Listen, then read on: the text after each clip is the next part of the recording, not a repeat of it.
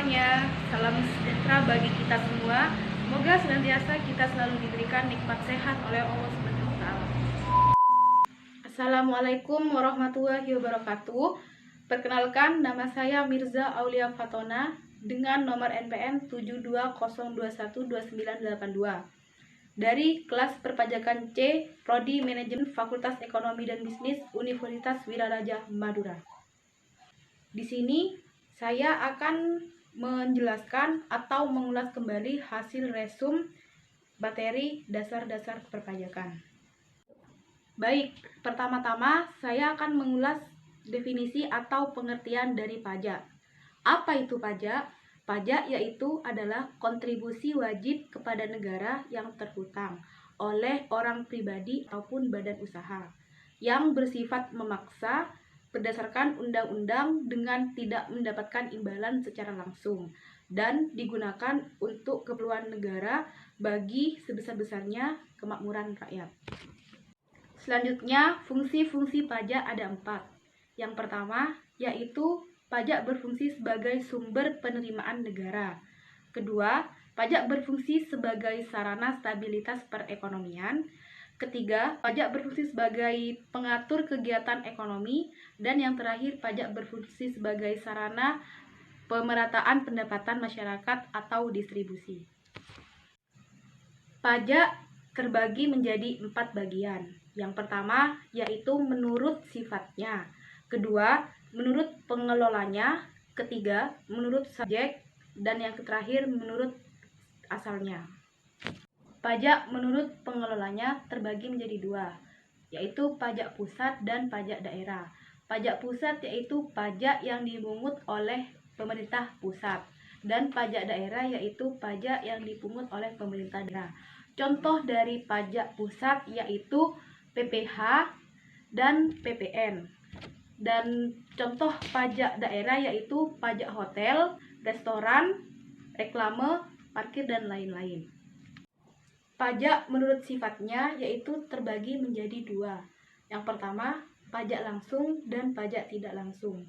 Pajak langsung yaitu pajak yang pembayarannya langsung dibebankan kepada WP atau wajib pajak yang memang namanya terdapat atau terdaftar sebagai penanggung pajak.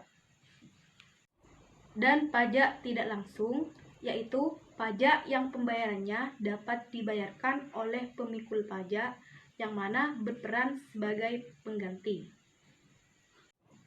Menurut subjeknya juga terbagi menjadi 2, yaitu pajak perorangan dan pajak badan usaha. Pajak perorangan yaitu adalah pajak yang dikenakan terhadap objek pajak yaitu orang pribadi atau OP atas penghasilan yang diterima atau diperoleh dalam tahun pajak. Dan pajak badan usaha yaitu adalah pajak yang dikenakan atas penghasilan suatu badan usaha atau perusahaan, yang mana penghasilan yang dimaksud adalah penambahan kemampuan ekonomis yang diterima atau diperoleh oleh wajib pajak suatu badan. Dan pajak menurut asalnya yaitu pajak dalam negeri dan pajak luar negeri. Pajak luar negeri yaitu pajak yang dikenai atas penghasilan jika subjek pajaknya yaitu menerima atau memperoleh dari Indonesia maupun luar negeri. Sedangkan pajak luar negeri yaitu hanya dikenai pajak atas penghasilan yang berasal dari penghasilan di Indonesia. Selanjutnya, terdapat 3 sistem pemungutan pajak. 1. Self-assessment system. 2. Official assessment system. Dan ketiga, withholding system. Self-assessment system yaitu merupakan salah satu sistem pemungutan pajak yang berlaku di Indonesia, di mana sistem ini membebankan penentuan besar atau tidaknya pajak yang perlu dibayarkan oleh wajib pajak bersangkutan secara mandiri.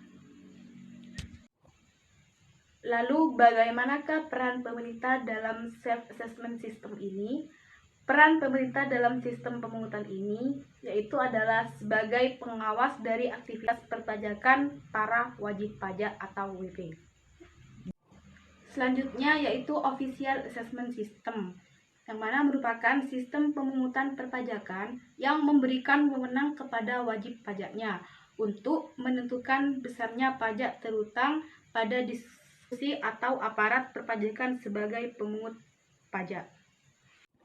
Selanjutnya, Withholding System, yaitu sistem pemungutan yang memberikan identitas kepada pihak ketiga dalam penentuan besarnya pajak terutang WP atau wajib pajak. Dan yang terakhir yaitu syarat-syarat pemungutan pajak. 1. Pemungutan pajak harus adil. 2. Pengaturan pajak harus berdasarkan undang-undang. 3. Pungutan pajak tidak mengganggu perekonomian. 4. Pemungutan pajak harus efisien. Dan 5. Sistem pemungutan pajak harus sederhana. Baik, sekian penjelasan dari saya. Kurang lebihnya mohon maaf. Assalamualaikum warahmatullahi wabarakatuh. Terima kasih sudah menonton video dari saya. Jangan lupa like, comment, and subscribe. Terima kasih, semoga bermanfaat.